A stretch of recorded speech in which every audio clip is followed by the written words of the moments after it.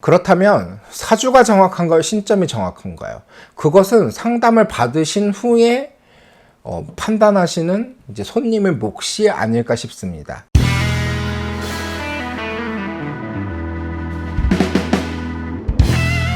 안녕하세요. 무당 권세은입니다. 오늘 이 시간에 세상살이TV 시청자 여러분과 함께 소통해 볼 주제는 사주? 신점? 연월일시? 이게 뭔가요?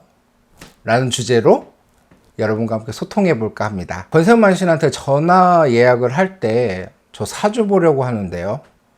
저는 철학관이 아닙니다. 사주를 모릅니다. 사주를 보시려면 철학관을 이용해 보세요 하고 끊어버리는데요. 좀 어찌 보면 이게 뭔 소린가, 건방지는 거 아닌가 라고 생각하실 수도 있는데, 저는 무당입니다.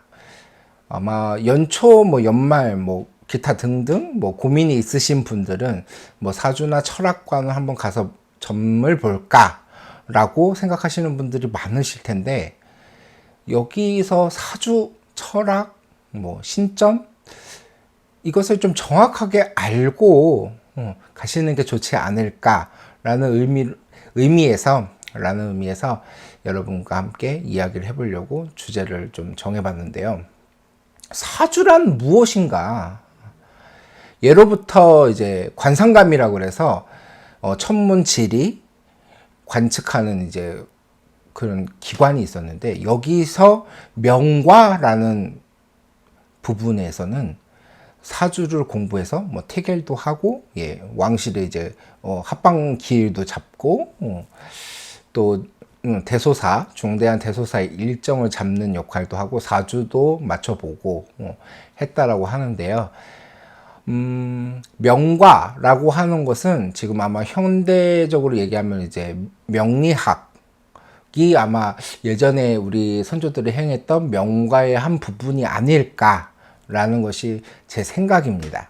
저에게 이제 상담받으러 오셔서 말씀하시는 게 생년월일 필요하지 않으신가요? 저는 그냥 아무렇지 않게 얘기하죠. 저는 생년월일 필요 없습니다. 저는 사주를 모릅니다 라고 얘기를 하는데요. 신점과 사주는 점치는 방식이 좀 달라요. 사주는 연월일시, 이 네 가지를 이제 사주로 풀이를 해서 길룡화복을 점치며, 저희 같은 무당은 신내림을 통해서, 무병을 알아 신내림을 통해서 신과 소통을 하는 방식으로 길룡화복을 점칩니다. 그럼 여기서 무당이 사주를 못 봐? 이게 무슨 얘기인가? 궁금해 하시는 분들이 많으실 텐데요. 앞서 얘기했듯이 무당과 사주는 점치는 방식이 좀 다릅니다. 그럼 여기서 무당이 보는 신점이란 무엇인가? 갑자기 궁금해지시죠? 이것은 저희 같은 무당이 어떻게 되었는지를 아시면 조금 생각하시기가 쉬우실 것 같아요. 신이 선택을 받았지만 모르고 지내다가 이제 무병이라는 걸 알아서 이제 고생 끝에 신내림이라는 절차를 받고 이제 무당이 되는데요. 무당에게는 방울 부채로 신령님과 소통을 해서 신령님이 말씀해 주시거나 보여주시는 거나 느껴지는 거나 그대로 전달하는 게 무당의 점치는 방식입니다. 부채 방울을 왜 흔드냐, 여기서 좀 삼천포로 빠지는 질문이 떠오를 수도 있는데, 그것은 일종의 라디오 주파수 맞추는 거하고 똑같아요. 우리가 주파수를 잘 맞춰야 라디오가 잘 들리는 것처럼 부채 방울로 흔들면서 신과 소통을 하는 주파수를 맞추는 거예요. 이 무당의 이 머릿속에 주파수를 맞춰서 그 보여지는 형상이나 말이 이제 들리는 대로, 느껴지는 대로 그 말을 전달하는 것이 우리 무당의 점사 보는 방식입니다. 사주가 정확한가요? 신점이 정확한가요? 이것은 상담을 받으시는 분들의 몫이 아닐까 싶어요. 상담 받으시는 분들의 판단의 몫이 아닐까 싶고, 사주도 풀이를 잘못하면은 맞지 않으신다는 분도 있고, 신당도 말 그대로 예언을 잘못하면은 이게 뭔가요? 쉽게 했죠. 당연한 거죠. 그래서 나와 신이 얼마나 소통이 잘 돼서 얼마나 올바르게 가감없이 신의 뜻을 전달하느냐가 잘 보느냐 못 보느냐 차이가 있을 수도 있고, 또 나와 인연법에서 맞는 철학관이 있을 수도 있고 점집이 있을 수 있습니다. 그런 것은 사실 참 쉽게 찾기가 어려운데요. 많은 분들이 여러 집을 다녀보시거나 뭐 개인의 취향으로 나는 사주가 좋다, 뭐 사주가 잘 맞는다, 뭐 아니면 나는 사주는 별로다, 신점이 잘 맞는다 하시는 분들도 계실 수가 있습니다. 사주는 무당으로서 사주는 어느 정도 맞다라고 저도 인정을 합니다. 왜 그러느냐? 이것은 수천 년 전부터 내려오는 통계 데이터를 가지고 풀이를 하는 거라고 설명드리면 좀 이해가 쉬우실까요? 쉽게 예를 하나 들어서 지금 현재 61세이신 분들은 신축생이십니다. 이것을 60년 뒤에 태어난 아이들, 지금 현재 1살인 아이들 또한 신축생인데요. 연월 일시가 같으면 큰 틀에서는 비슷한 삶을 살 수 있다는 거예요. 그 데이터들을 모아서 수천 년부터 내려오는 이거 띄는 반복이 되죠. 수천 년 때부터 내려오는 그 데이터의 통계를 풀이를 해드리는 거예요.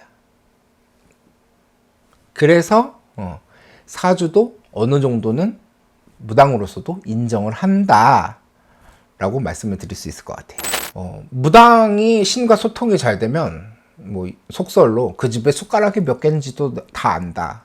그 집에 뭐 크고 작은 대소사를 잘 안다.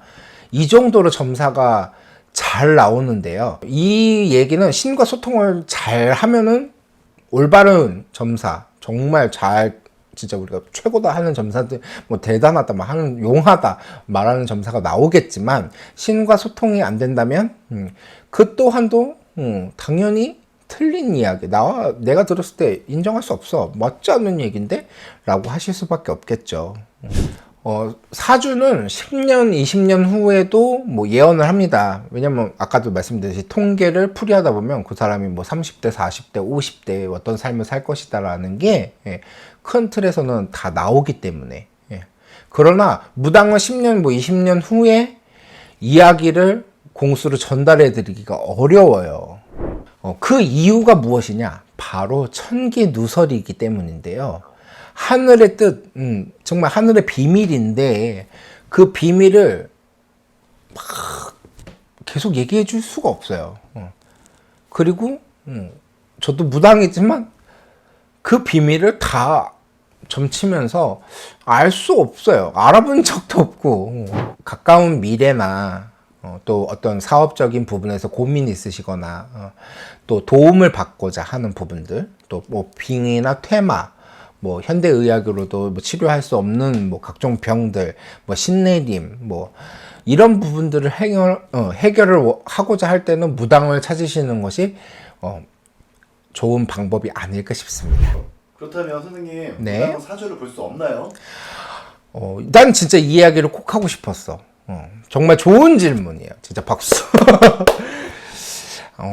무당은 천신만신이라고 그래서 사주를 못 보는 것은 아닙니다.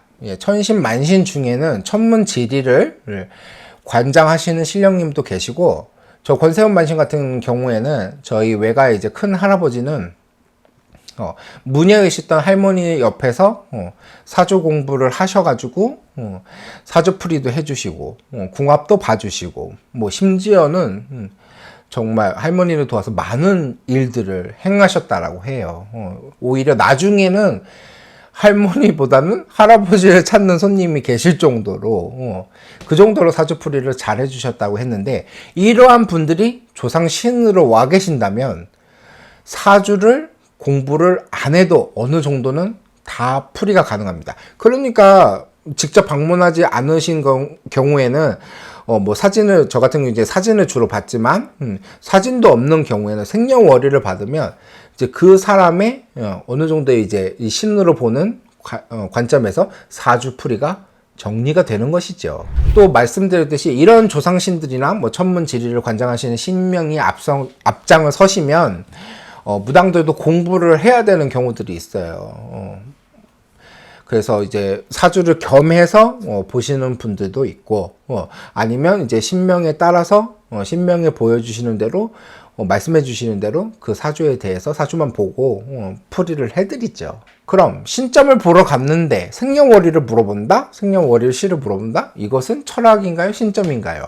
궁금해하시는 분들이 많으실 텐데요. 그것은 무당이 점치는 방식이 좀 다를 수도 있어요.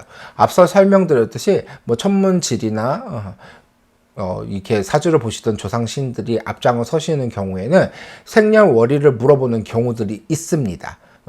저 역시도 이제 상담 일지를 받아서 이제 신령님들한테 어떠한 분이 왔다라고 고하여지는데요.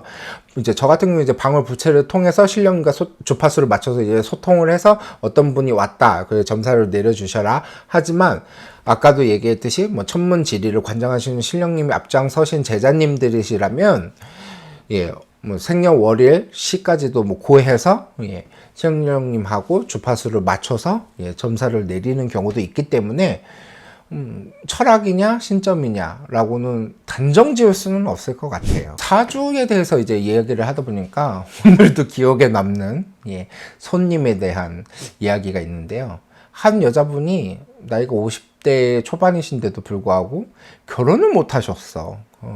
그 삶이 좀 이제 경제적인 삶이 이제 팍팍해서 오셨는데 이제 상담 끝에 저는 사주에서 물어보면 남자들이 참 많다고 그러는데 저는 진짜 결혼도 못하고 주변에 남자친구조차 제대로 없고 제 사주에는 진짜 남자가 없나요?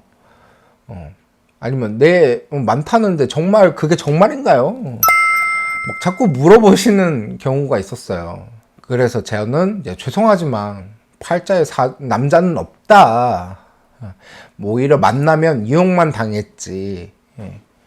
그러니 본인만 생각하고 본인을 위해서 사셔라. 말씀을 드렸더니 아주 펑펑 우시더라고. 맞다고. 남자친구라고 있으면 다 자기 돈만 갖다 쓰고 그래서 제가 빚도 많고 힘들다고 하소연을 많이 하시더라고요. 다른 한 분은 자식들 때문에 사주를 보면은 금전운이 좋다. 말년에 진짜 재물이 그득해서 걱정 없이 살 거야. 라는 이야기를 들으셨는데 남편은 월급쟁이고 자식들도 사실 뭐 크게 지금 하는 게 뭐 마땅치 않고 나는 가정주부인데 뭐 말년을 어떻게 좋게 사나요? 금전운이 정말 좋은가요? 라고 물어보시는 경우도 계셨어요. 그래서 상담했을 때 제가 조만간에 아시는 분이 장사를 같이 해보자, 동업 사업으로 해보자, 제안이 올 수 있다. 그러면 꼭 한번 이제 해보셔라 라고 말씀을 드렸더니 얼마 뒤에 정말로 이제 동네 지인분하고 식당을 해보자고 이야기를 하셨다라고 해서 어느 동네가 좋으니까 잘 맞으시니까 그쪽에 한번 자리를 알아보세요 했더니 정말 알아보시고 계약을 하셨고 장사가 잘 되고 있다라고 연락을 주셨고 또 수일이 지나서 이제 몇 해가 지나서 자식들 이제 결혼하는데도 큰 보탬이 되었다.